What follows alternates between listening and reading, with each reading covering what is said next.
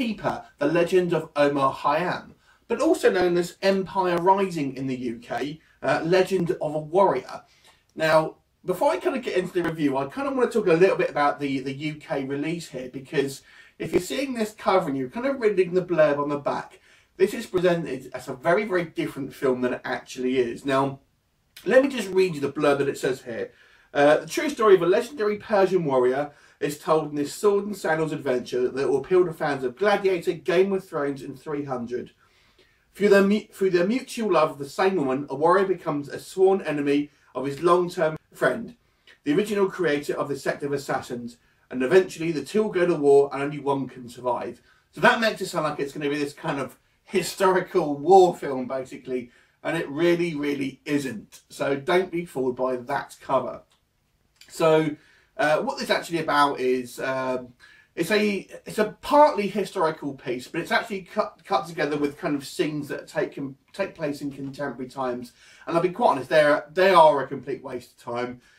The kind of plot there is essentially this kind of story being told to kind of new generations of family members. But to be honest, you can kind of skip through those parts of the story. They're kind of quite boring and break up the actual historical context. Now, this movie, I think, would have been better suited as a sort of mini-series, because I feel it kind of skips over a lot. And basically, as the kind of the blurb says, it is about these two friends, Omar and Hassan, and they kind of have this kind of female companion that they've all grown up through as kids, called Daria, and they both kind of end up sort of loving this same woman. Now, Hassan is kind of, it goes off in a kind of more of a warlike sort of, end up being some kind of leader of an assassin group, whilst Omar becomes a kind of poet, a mathematician and an astronomer, and he kind of has a friendship with a sultan, and basically is a kind of, it's end up being some kind of like teacher. Inevitably, it's kind of, I guess, a sort of a doomed love story of chronicling basically the life of Omar and kind of his sort of conflict as he has it with Hassan. Now, as far as the movie's concerned, it's an interesting piece because, as I say, first of all, you've kind of got this split between the sort of historical parts and the kind of modern parts. It's probably about 4/5 are kind of historical, and about 1/5 is kind of in contemporary times, and has a scene with C. Thomas Howell, amusingly, as well. Anyway, but the real kind of the reason you're going to watch this is obviously the historical elements, and I guess this story of these sort of two friends sort of growing up together and ultimately be sort of becoming adversaries. To me, the first problem I had with it is that there's not much time, I didn't think, developing this kind of friendship. And with anybody, these are these kind of long-term friends, but the friendship is kind of very glossed over, and it kind of only lasts a very short time before they start becoming sort of a little at odds with each other. And this is kind of where, I mean, I think it probably would have been better as a kind of mini-series to really sort of flesh that out, because you really didn't get the sense that they were kind of all that close to begin with, even though the film wants us to believe that's the case. So that's kind of my first issue with it.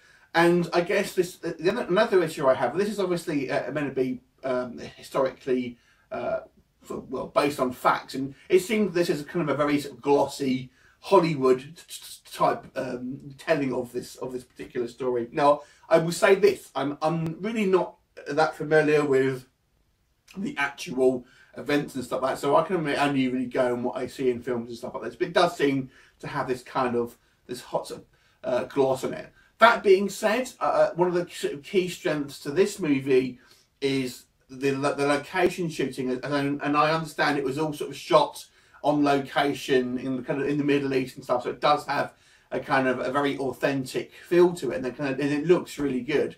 Now, in regards to, and I'll come back to this cover again, if you're kind of thinking this is going to be an action film, it isn't an action film. It's more of a kind of historical drama. There's a couple of very brief scenes of action in it, but, you know, again, it's all kind of very brief and kind of not all that well choreographed and stuff like that. So don't go in thinking this is going to be a great action movie, because it really isn't.